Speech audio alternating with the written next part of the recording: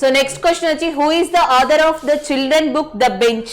So ఈ క్రింది వాణిలో ఎవరు ద బెంచ్ అనే బుక్ ని రాశారు? ఎస్పెషల్లీ ఇది మనకి చిల్డ్రన్ కి సంబంధించిన పుస్తకం అని.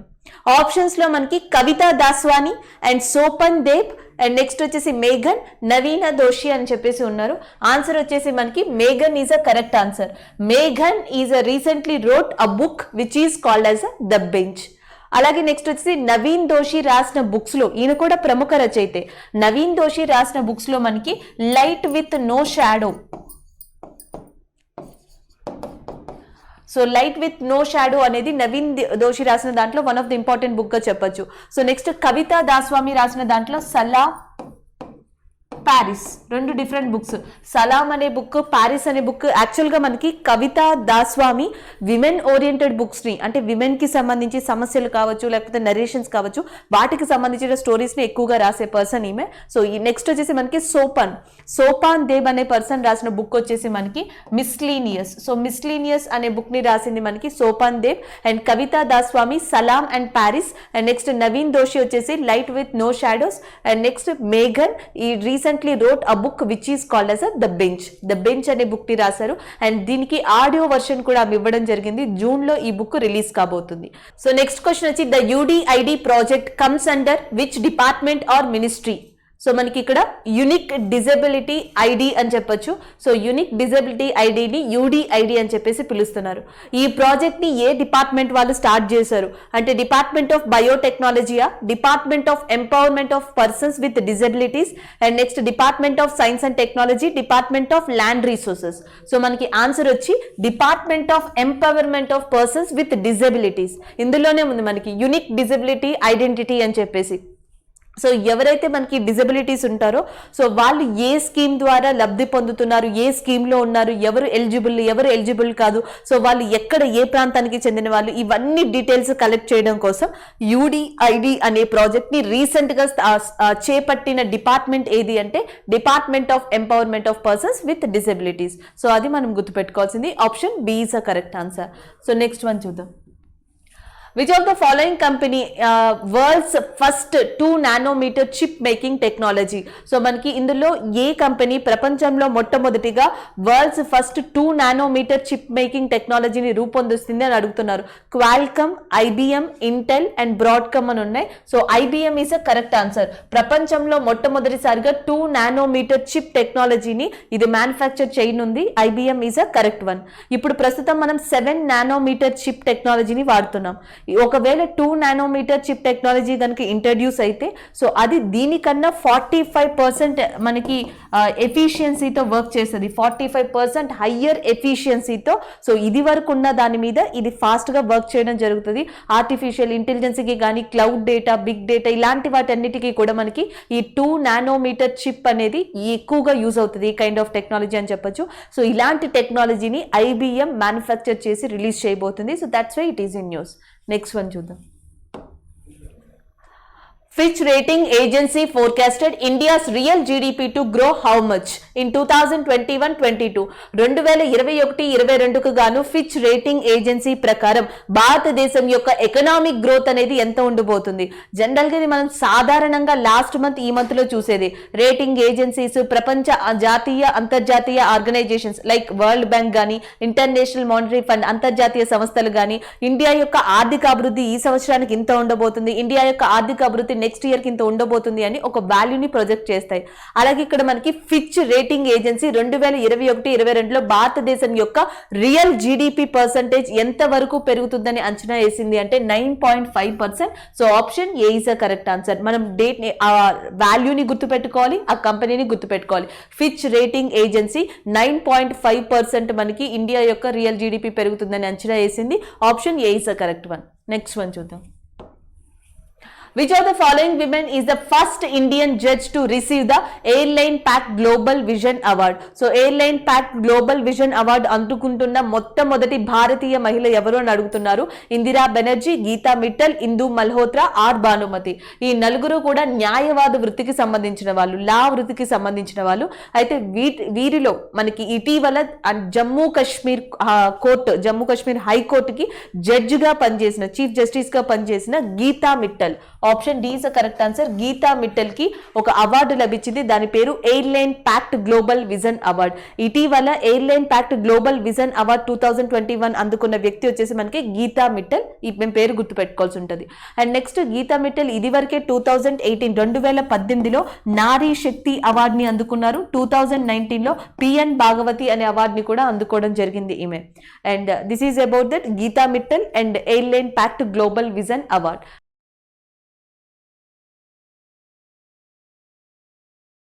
So next వచ్చి which of the following gymnast to compete at Tokyo Olympics after winning Asian quota. So Asian games లో విన్ అయిన తర్వాత ఎవరు ఇండియా తరపు నుంచి జిమ్నాస్ట్ విభాగానికి టోక్యో ఒలింపిక్స్ ఈ సంవత్సరం జరగబోయే టోక్యో ఒలింపిక్స్ లో అర్హత సాధించారు, క్వాలిఫై అయ్యారని అడుగుతున్నారు. ఆప్షన్స్ లో ప్రణతి నాయక్, కృపాలి పటేల్, దీపా కర్మాకర్, అరుణ్ రెడ్డి. సో మనకి Pranati Nayak is a correct answer. Recently, Pranita Nayak is winner of the Asian Quota Games, and after that she is qualified for the Olympics, Tokyo Olympics gymnast. So gymnast విభాగానికి Tokyo Olympics కి India తరపున ఎన్నికైన వ్యక్తి, select అయిన వ్యక్తి Pranita Nayak. So option B is the correct answer. What is the name of 4-time Asian Games equestrian medalist who recently passed away? ఇటీవల చనిపోయిన వ్యక్తి అండ్ భారతదేశం తరపున 4 సార్లు ఏషియన్ గేమ్స్ లో ఈక్విస్ట్రైన్ పథకాన్ని గెలుచుకున్నారు. ఈక్విస్ట్రైన్ అంటే హార్స్ రైడింగ్. సో జనరల్ గా హార్స్ రైడింగ్ గుర్రపు స్వారీ చేసే వాళ్ళని ఈక్విస్ట్రైన్స్ అని పిలవచ్చు. సో 4 సార్లు ఏషియన్ గేమ్స్ లో ఈక్విస్ట్రైన్ మెడల్ గెలుచుకున్న వ్యక్తి రీసెంట్ గా చనిపోయారు. ఆయన పేరు ఏంటి అని అడుగుతున్నారు.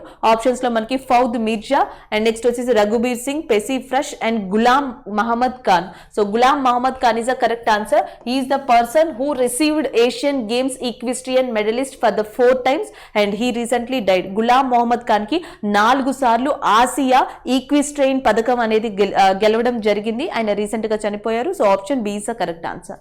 నెక్స్ట్ వన్ చూద్దాం. Which of the following space agency celebrates Asian American Pacific Islander Heritage Month in May? So మనకి ఎవ్రీ ఇయర్ ప్రతి సంవత్సరం కూడా మేలో NASA is a space agency which will host or which will celebrate Asian American Pacific Islander heritage month. Asian American Pacific Islander heritage month అనేది ఎవరు celebrate చేస్తారు అంటే NASA. Option C is a correct answer. Next one. Which Indian actor won the Best Actor Award at the New York City International Film Festival? ఇటీవల జరిగిన New York city international film festival లో best actor award ని గెలుచుకుంది ఎవరు అని అడుగుతున్నారు. అనుపమ్ ఖేర్, రాజ్ కుమార్ రావు, Aamir Khan and Anil Kapoor. Answer వచ్చేసి Anupam Kher is a correct answer. So Anupam Kher recent గా బెస్ట్ యాక్టర్ అవార్డ్ ని New York city international film festival కి గాను అందుకోవడం జరిగింది. సో మనకి best short film New York city international film festival లో బెస్ట్ షార్ట్ ఫిలిం కూడా ఇండియాకి సంబంధించింది. దాని పేరు వచ్చేసి మనకి happy birthday. So happy birthday is that best short film for that international New York city international film festival. Best actor వచ్చేసి Anupam Kher. Option B is the correct answer. Next one. Recently, Africa's 78,000 years old human burial site found in which country? So recent గా ఆఫ్రికాకి చెందిన 78,000 సంవత్సరాల క్రితం నాటి human burial system శ్మశాన వాటికని ఎక్కడ కనుగొన్నారో అని అడుగుతున్నారు. ఆప్షన్ లో Ethiopia, Kenya, Morocco, South Africa. So answer వచ్చేసి Kenya is a correct answer. ఇటీవల పురావస్తు శాస్త్రవేత్తలు ఆఫ్రికాలోని కెన్యా ప్రాంతంలో సో మనకి కెన్యా కోస్టల్ ఏరియా దగ్గర ఉన్న గుహల్లో 78,000 సంవత్సరాల క్రితం నాటి ఒక శ్మశాన వాటికని హ్యూమన్ బరియల్ సిస్టమ్ ని కనుగొన్నారు. దాంతో పాటు 2.5 years to 3 years 2.5 నుంచి 3 సంవత్సరాల లోపు ఉండే ఒక చైల్డ్ ఏమంటారు అవశేషాలు, ఆ చైల్డ్ యొక్క అవశేషాలను కూడా కనుక్కోవడం జరిగింది. ఆ చైల్డ్ కి ఏమని పేరు పెట్టారు అంటే టోటో అని చెప్పేసి పేరు పెట్టడం జరిగింది. ఎమ్ ఈజ్ అ సైలెంట్. టోటో అని దేనికి పేరు పెట్టారంటే ఒక చైల్డ్ అవశేషాలు దొరికాయి మనకి ఆ ప్రాంతంలో. సో దానికి పేరు పెట్టడం జరిగింది. సో ఇటీవల 78,000 సంవత్సరాల క్రితం నాటి హ్యూమన్ బరియల్ సైట్ పురావస్తు శాస్త్రవేత్తలు ఆఫ్రికాలోని ఏ ప్రదేశంలో కనుగొన్నారు అంటే కెన్యా. సో కెన్యా యొక్క క్యాపిటల్ వచ్చేసి మనకి ఏది అంటే Nairobi. So Nairobi is a capital of Kenya. So next question వచ్చేసి global report on food crisis 2021 released by which organization? So ఆహార సంక్షోభాలకి సంబంధించి అంటే ఇటీవల global report on food crisis 2021 ఏ సంస్థ రిలీజ్ చేసింది అని అడుగుతున్నారు.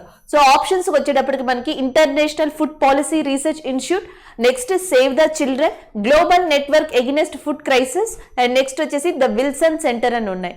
Option C is a correct answer. Global network against food crisis. So ఇది రీసెంట్ గా 2021కి సంబంధించి global report on food crisis అనే దాన్ని రిలీజ్ చేయడం జరిగింది. So that's why it is in news. దీంతో పాటు మనం ఏం గుర్తుపెట్టుకోవాలి అంటే ఈ global network against food crisis అనేది అంతర్జాతీయ సంస్థలైన యుఎన్, సో యునైటెడ్ నేషన్స్ యొక్క అనుబంధ సంస్థలైన food and agriculture organization, world food programme ఇలాంటివన్నీ కలిసి ఇంకొన్ని అంతర్జాతీయ సంస్థలతో ఈ ఏర్పరిచిన సంస్థ మనకి global network against food crisis. So దీనిని గ్రూప్ ఆఫ్ ఇంటర్నేషనల్ ఆర్గనైజేషన్స్ ఏర్పరిచాయి. నెక్స్ట్ ఈ రిపోర్ట్ యొక్క హైలైట్ ఏంటి అంటే దాదాపుగా మనకి 2019కి వచ్చేటప్పటికి 55 కంట్రీస్ ప్రపంచవ్యాప్తంగా ఫుడ్ క్రైసిస్ ని ఫేస్ చేశాయని చెప్పారు. 2021కి వచ్చేటప్పటికి 155 మిలియన్ పీపుల్, 155 మిలియన్ పీపుల్ ఈ ప్రపంచంలో ఆహార సంక్షోభాన్ని ఎదుర్కొంటున్నారు. ముఖ్యంగా దీంట్లో Africa, middle east countries top countries గా ఉన్నాయి ఫుడ్ క్రైసిస్ ని ఎదుర్కొనే దాంట్లో. ఈ 155 మిలియన్ పీపుల్ లో మనకి ఆల్మోస్ట్ 35 మిలియన్ పీపుల్ కేవలం దేనికి సంబంధించిన వాళ్ళు ఉన్నారు అంటే childrens. 35 million people only childrens ఉన్నారు ఈ ఫుడ్ క్రైసిస్ ని ఫేస్ చేసే దాంట్లో. అది మనకి global network against food crisis యొక్క రిపోర్ట్. సో దీనిని ఈ అంతర్జాతీయ సంస్థలతో పాటు యునిసెఫ్ కలిసి ఈ రిపోర్ట్ ని రీసెంట్ గా రిలీజ్ చేయడం జరిగింది. So that's why it is in news. మనం గుర్తుపెట్టుకోవాల్సింది ఇటీవల ఆహార సంక్షోభానికి సంబంధించి ఫుడ్ క్రైసిస్ కి సంబంధించి గ్లోబల్ రిపోర్ట్ ని రిలీజ్ చేసిన సంస్థ ఏది అంటే global network against food crisis. Option C is the correct answer. Who is the founder of Rashtriya Lok Dal party who recently passed away? So మనకి ఇటీవల లోక్ దళ పార్టీ వ్యవస్థాపకుడు మరణించడం జరిగింది. ఆయన పేరేంటి అని అడుగుతున్నారు. ఆప్షన్స్ లో Ajit Singh, Ahmed Patel and Motilal Vora, Raghuvansh Prasad Singh. Raghuvansh Prasad Singh and as well as Ahmed Patel ఒకప్పుడు ఫార్మర్ మెంబర్స్ ఆఫ్ లోక్సభ సభ్యులుగా చేశారు. అండ్ నెక్స్ట్ వచ్చేసి మోతీలాల్ ఓరా farmer minister, chief minister of Madhya Pradesh. ఒకప్పుడు మధ్యప్రదేశ్ కి ముఖ్యమంత్రిగా వ్యవహరించారు అండ్ ఉత్తరప్రదేశ్ కి గవర్నర్ గా కూడా వర్క్ చేశారు. Farmer governor of Uttar Pradesh area, former chief minister of Madhya Pradesh, that is అ మోతీలాల్ ఓరా. ఇంకా నెక్స్ట్ పోతే మనకి అజిత్ సింగ్, ఆ పవర్ఫుల్ పొలిటీషియన్ ఇన్ ఇండియా, ఒక ప్రముఖ రాజకీయవేత్త అని చెప్పొచ్చు. ఆయన స్థాపించిన పార్టీ పేరు లోక్ దళ్ పార్టీ. సో లోక్ దళ్ పార్టీని స్థాపించిన వ్యక్తి వచ్చేసి మనకి Ajit Singh. Option B is a correct answer. ఈయన రీసెంట్ గా చనిపోయారు. So that's why it is in news. And next one చూద్దాం. అయితే ఇక్కడ కొన్ని పార్టీలు మాట్లాడుతున్నారు కాబట్టి కొన్ని ప్రాంతీయ పార్టీల గురించి చూద్దాం. ద్రావిడ మున్నిట్ర కజగం, అన్నా ద్రావిడ మున్నిట్ర కజగం, ఈ రెండు కూడా మనకి ఏ రాష్ట్రానికి సంబంధించినవి అంటే తమిళనాడుకి సంబంధించినవి. ఆ తర్వాత మనకి బీజూ దళ్. సో బీజూ దళ్ అనే పార్టీ మనకి ఏ రాష్ట్రానికి సంబంధించింది అంటే ఒడిశా ప్రాంతానికి సంబంధించింది. సో దాని తర్వాత తృణమూల్ కాంగ్రెస్ అనే పార్టీ మనకి ఏ రాష్ట్రంలో ప్రాంతీయ పార్టీ అంటే వెస్ట్ బెంగాల్లో important party Trinamool Congress. And next ఒడిశాలో బీజూ దళ్. అండ్ నెక్స్ట్ తమిళనాడుకు వచ్చేటప్పటికి ద్రావిడ మున్నిట్ర కజగం, అన్నా ద్రావిడ మున్నిట్ర కజగం లాంటి పార్టీలు ఫేమస్ గా చెప్పొచ్చు. అదే Shiv Sena which is a very popular party in Maharashtra. So ఇవి మనకి ఆ లోకల్ అంటే ఇంపార్టెంట్ గా స్టేట్ వైజ్ చూసుకుంటే ఈ పార్టీస్ అని కూడా ఆ స్టేట్ లో ఇంపార్టెన్స్ ఉన్న పార్టీలుగా మనం రికగ్నైజ్ చేయొచ్చు. సో నెక్స్ట్ క్వశ్చన్ వచ్చేసి ఇజ్రాయెల్ బేస్డ్ కంపెనీ ఎకోపియా. సో ఇక్కడ క్వశ్చన్ వచ్చి ఏంటి అంటే మనకి ఇటీవల ఇజ్రాయెల్ కంపెనీ ఇకోపియా అది ప్రపంచంలోనే one of the largest leading robo technology కల సంస్థ. అది కూడా దేనికోసం అంటే సోలార్ ఎనర్జీ. సో సోలార్ ఎనర్జీకి సంబంధించి క్లీనింగ్ సిస్టమ్ కి రోబోటిక్ టెక్నాలజీని యూజ్ చేస్తారు. ఆ రోబోటిక్ టెక్నాలజీని యూజ్ చేసే సంస్థల్లో అతిపెద్ద సంస్థ Ecoppia which is belongs to Israel. అయితే ఇజ్రాయెల్ ఇటీవల ఏ కంట్రీ కోసం మనకి ఈ టెక్నాలజీని ఉపయోగించనుంది అని అడుగుతున్నారు. ఆప్షన్స్ లో Saudi Arabia, India, Israel, Iran. So answer వచ్చేసి మనకి ఇండియా. యాక్చువల్గా ఏంటంటే ప్రపంచంలో మొట్టమొదటిసారిగా అంటే ఇండియాకి సంబంధించి మొట్టమొదటిసారిగా సోలార్ ఎనర్జీ, సౌర విద్యుత్ కోసం ఒక ట్రైలేటరల్ ఒప్పందం జరిగింది. మొట్టమొదటిసారి ట్రైలేటరల్ ఒప్పందం దేంట్లో భాగం అంటే సౌర విద్యుత్లో భాగంగా సోలార్ ఎనర్జీలో. సో దాంట్లో ఇజ్రాయెల్ ఒకటి, UAE and as well as India, ఈ మూడు కంట్రీలు కూడా ఒప్పందం కుదుర్చుకున్నాయి.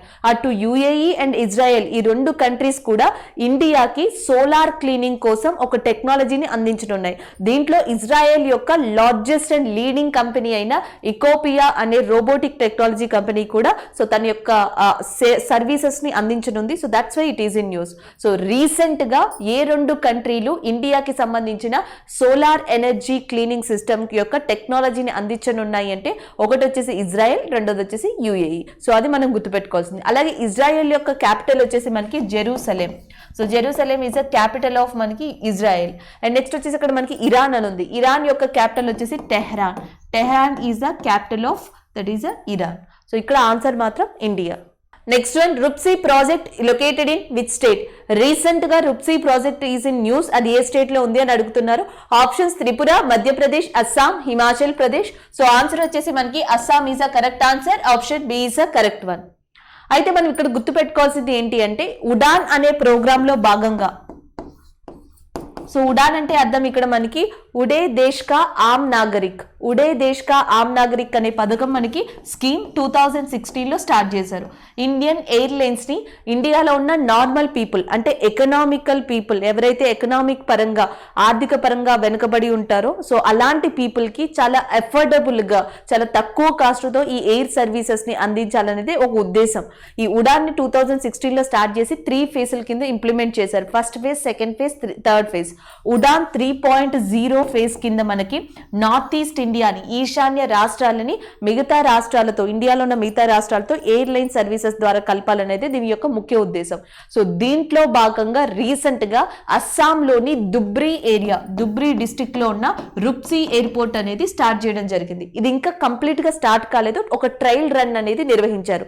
సెప్టెంబర్ లో ఈ రుప్సీ ప్రాజెక్ట్, ఈ రుప్సీ ఎయిర్పోర్ట్ అనేది మనకి ఉడాన్ ప్రోగ్రామ్ కింద లాంచ్ చేయనున్నారు. ఇంకొక విషయం వచ్చేసి మనకి ఇది స్టార్ట్ అయితే గనక ఇది గౌహతి నుంచి నెక్స్ట్ వచ్చేసి మనకి రుప్సీ నుంచి వెస్ట్ బెంగాల్ ఏరియాకి ఇది ట్రావెల్ చేయనుంది. So that is about that Rupsi project which is located in Assam area.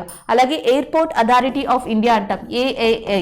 దీని యొక్క చైర్మన్ ఎవరు అంటే సంజీవ్ కుమార్. సో ప్రస్తుతం ఎయిర్పోర్ట్ అథారిటీ ఆఫ్ ఇండియా యొక్క చైర్మన్ సో సంజీవ్ కుమార్ గా ఉన్నారు. అది ఒకటి గుర్తుపెట్టుకోండి. నెక్స్ట్ వన్ చూద్దాం.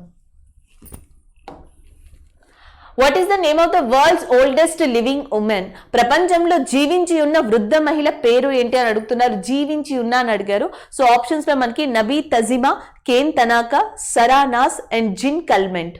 సో ఆన్సర్ వచ్చేసి మనకి Kane Tanaka is a correct answer. ఈమె ఏజ్ వచ్చేసి 118 ఇయర్స్. జపాన్ కి చెందిన వ్యక్తి. Kane Tanaka is belongs to 118 years. ఆమె ఏజ్ 118 సంవత్సరాలు. జపాన్ కి చెందిన వ్యక్తి. సో ప్రపంచంలో జీవించి ఉన్న వృద్ధ మహిళ ఈమె. అండ్ ఈమె పుట్టింది ఆల్మోస్ట్ 1903లో జన్మించడం జరిగింది. ఈమె World War I టైంలో ఉంది, World War II టైంలో ఉంది, స్పానిష్ ఫ్లూని చూసింది అండ్ కరోనాని కూడా చూసింది. సో కరోనా, స్పానిష్ ఫ్లూ, ప్రపంచ యుద్ధం 1, ప్రపంచ యుద్ధం 2 కాలంలో బతికి ఉన్న, జీవించి ఉన్న మహిళ ఎవరు అంటే కేన్ తనాకాగా చెప్పొచ్చు. So that is a answer. ప్రపంచంలో జీవించి ఉన్న వృద్ధ మహిళ, the world's oldest living women is nothing but Kane Tanaka. ఇంకా పైన వచ్చేసి మనకి నబీ తజిమా అని ఉన్నారు. సో నబీ తజిమా కూడా జపాన్ కి చెందిన వ్యక్తి. ఈమె ఏజ్ వచ్చేసి 117 సంవత్సరాలు. ఈమె చనిపోయారు. 117 సంవత్సరాల వయసులో నబీ తజిమా చనిపోవడం జరిగింది. She is also belongs to Japan area. And next వచ్చేసి మనకి జిన్ కాల్మెంట్ అని ఉన్నారు. ప్రపంచంలో అంటే ఈమె చనిపోయి ఉన్నారు బట్ ఎక్కువ కాలం బతికిన మహిళ ఈమె. అండ్ ఈమె మెయిన్ గా ఫ్రెంచ్ కి సంబంధించిన వ్యక్తి జిన్ కల్మెంట్ అనే వ్యక్తి. అండ్ ఈమె యొక్క ఏజ్ వచ్చేసి 122 ఇయర్స్ 164 డేస్. 122 సంవత్సరాల 164 రోజులు జిన్ కల్మెంట్ బతకడం జరిగింది. So that is the longest serving women. అంటే మనకి ప్రపంచంలో అత్యంత కాలం జీవించి ఉన్న మహిళ. అంటే ఇప్పుడు ప్రస్తుతం చనిపోయారు. సో 122 సంవత్సరాలు బతికింది ఈమె. దాని తర్వాత చనిపోవడం జరిగింది. కానీ స్టిల్ ఇప్పటికీ బతికి ఉన్న లాంగెస్ట్ సర్వింగ్ విమెన్ అయితే మాత్రం కేన్ తనాకాగా గుర్తుపెట్టుకోవచ్చు. She's from Japan. అండ్ ఈమె అమెరికాకి చెందిన లాంగెస్ట్ సర్వింగ్ విమెన్. సో సారా కనూస్ అనే వ్యక్తి అమెరికాకి సంబంధించిన వ్యక్తి. అండ్ ఈమె ఫ్రెంచ్ కి సంబంధించి. Next Kane Tanaka Japan and Nabi Tajima కూడా జపాన్ కి సంబంధించిన వ్యక్తులే. అండ్ జపాన్ గురించి చెప్పాలంటే మెయిన్ గా మనకి జపాన్ విమెన్స్ యొక్క లైఫ్ ఎక్స్పెక్టెన్సీ, జపాన్స్ మహిళల యొక్క జీవిత కాలం అంటాం కదా, ఎంత అంటే 87.5 years. దాదాపుగా సగటుగా వాళ్ళు 87 సంవత్సరాల 5 నెలలు బతుకుతారు. వాళ్ళ లైఫ్ ఎక్స్పెక్టెన్సీ విమెన్స్ ఎంత అంటే 87.5. అండ్ నెక్స్ట్ వచ్చేసి జపాన్లో మనకి 1525, ప్రతి 1525 మహిళల్లో ఒక మహిళకు యొక్క మనకి జీవిత కాలం ఖచ్చితంగా 100 సంవత్సరాలు ఉంటుంది. Every 1525 women's and 1 women consist of 100 years age. So ఇది జపాన్ యొక్క మెయిన్ ఇంపార్టెన్స్ గా చెప్పొచ్చు. అండ్ ఇక్కడ ఆన్సర్ వచ్చేసి మాత్రం can Tanaka from Japan. And next one చూద్దాం. Who has been appointed as the director of Indian Institute of Rice Research? So recent గా భారతదేశ రైస్ రీసెర్చ్ ఇన్స్టిట్యూట్ కి డైరెక్టర్ గా ఎవరు నియమించబడ్డారు? విజయ్ గోయల్, మహేష్ బాలసుబ్రమణ్యన్, నీరజ్ బజాజ్, ఆర్ఎం సుందరం అని ఉన్నాయి. ఆన్సర్ వచ్చేసి మనకి ఆర్ఎం సుందరం. సో మనకి Raman Menon Sundaram. So recently appointed as a institute of rice research. So institute of rice research కి రీసెంట్ గా డైరెక్టర్ గా ఎన్నికైన వ్యక్తి ఈయన. అండ్ ఇది వచ్చేసి మనకి 1965 స్థాపించబడడం జరిగింది. So that is about that Indian institute of rice research. And RM Sundaram is that new director of this Indian institute of rice research అని గుర్తుపెట్టుకోండి. అండ్ నెక్స్ట్ వన్ చూద్దాం. May 6th, 2021 observed on which day? So May 6th అనేది ఏ day కింద observe చేస్తారని అడుగుతున్నారు. World theatre day, international day of education, international no diet day, world pulses day. So మనకి ప్రతి సంవత్సరం మే 6న ఇంటర్నేషనల్ నో డైట్ డే అనేది recognise చేయడం జరుగుతుంది. Option A is a correct answer. So every year May 6th is recognised as a international no diet day. Option A is a correct one.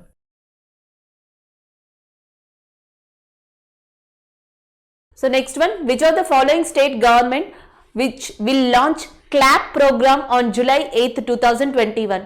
So మనకి July 8th, 2021 ఏ state clap అనే programme ని మనకి launch చేయనుంది అని అడుగుతున్నారు. So first clap abbreviation చూద్దాం, అప్పుడు answer చూద్దాం. క్లాప్ అంటే అర్థం ఇక్కడ క్లీన్ ఆంధ్రప్రదేశ్.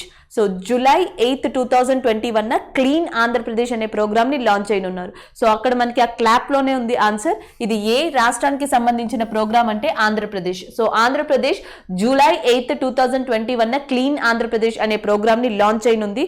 దీనికి గాను 8,000 ట్రక్స్, 8,000 ట్రక్కులను కూడా ఏర్పాటు చేయనుంది. టౌన్స్, విలేజెస్ క్లీన్ గా ఉంచాలి అని చెప్పేసి మనకి శానిటేషన్ ప్రోగ్రామ్ అనేది మెయిన్ ఎయిమ్ అని చెప్పేసి ఆంధ్రప్రదేశ్ ప్రభుత్వం క్లీన్ అప్ ఆంధ్రప్రదేశ్ అనే ప్రోగ్రామ్ ని స్టార్ట్ చేయనుంది. That is a CLAP. So CLAP programme అనేది ఏ స్టేట్ కి సంబంధించింది అంటే ఆంధ్రప్రదేశ్ కి సంబంధించి సిటీస్ అండ్ టౌన్స్, మనకి విలేజెస్ మరియు యాజ్ వెల్ యాజ్ టౌన్స్, పట్టణాల్లో క్లీన్ గా ఉంచడం కోసం దాదాపుగా 8,000 ట్రక్కుల్ని ఉపయోగించి ఈ సంవత్సరం జూలై మంత్ లో ఆంధ్రప్రదేశ్ ప్రభుత్వం స్టార్ట్ చేయబోయే ప్రోగ్రామే ఆ క్లాప్ గా మనం చెప్పొచ్చు. నెక్స్ట్ వన్ చూద్దాం. Which film has won the Best Film Award in the Dada Saheb Phalke International Film Festival 2021? Dada Saheb Phalke international film festival 2021 కి గాను బెస్ట్ ఫిలిం గా నిలిచింది ఏది అని అడుగుతున్నారు. Jungle cry, the white tiger, super 30, black sand. So answer వచ్చేసి jungle cry is a correct answer. Recent గా 2021 Dada Saheb Phalke international film festival 2021 గాను ద బెస్ట్ ఫిలిం గా ఏది అందుకుంది అంటే జంగల్ క్రై. ఇది ఒడిస్సా బేస్డ్ ఫిలిం, అంటే ఒడిస్సా ప్రాంతంలో జరిగిన ఒక కథనాన్ని బేస్ చేసుకుని ఈ జంగల్ క్రై అనే మూవీని తీయడం జరిగింది. Option B is the correct answer. Next one, according to the Knight Frank report, what is the Bengaluru's rank in global prime residential index 2021? Global prime residential index 2021 ప్రకారం బెంగళూరు యొక్క ర్యాంక్ ఎంత అని అడుగుతున్నారు. 50, 40, 32 and as well as 36. Answer is 36. ఇటీవల మనకి Frank అనే ఒక సంస్థ నైట్ ఫ్రాంక్ నివేదిక ప్రకారం గ్లోబల్ ప్రైమ్ రెసిడెన్షియల్ ఇండెక్స్ 2021 కి సంబంధించి భారతదేశంలోని one of the important city అయిన బెంగళూరు 36వ స్థానంలో నిలిచింది. 36 is the correct answer. So next one, Chinese which rocket is currently in an unstable orbit around Earth? So మనం ఆల్రెడీ కరెంట్ అఫైర్ గురించి discuss చేసాం. Chinese ఈ మంత్ లో అంటే లాస్ట్ మంత్ లోనే మనకి ఒక రాకెట్ ని లాంచ్ చేశారు. దాని పేరు వచ్చేసి మనకి long march 5B. Option D is a correct answer. Long march 5B అనే దాన్ని లాంచ్ చేశారు. అయితే అది దాని పాత్ ని తప్పింది అని, అది వర్కింగ్ కరెక్ట్ గా లేదు. తిరిగి అది మనకి భూమి వాతావరణంలోకి ఈ మంత్ May 8న మనకి భూమి వాతావరణంలోకి రానుంది అని చెప్పేసి రీసెంట్ గా కొన్ని వార్తలు రావడం జరిగింది. So that's why it is in news. So మనకి Chinese which rocket is currently in an unstable orbit around the earth అంటే long march 5B. Option D is a correct answer. Thank you.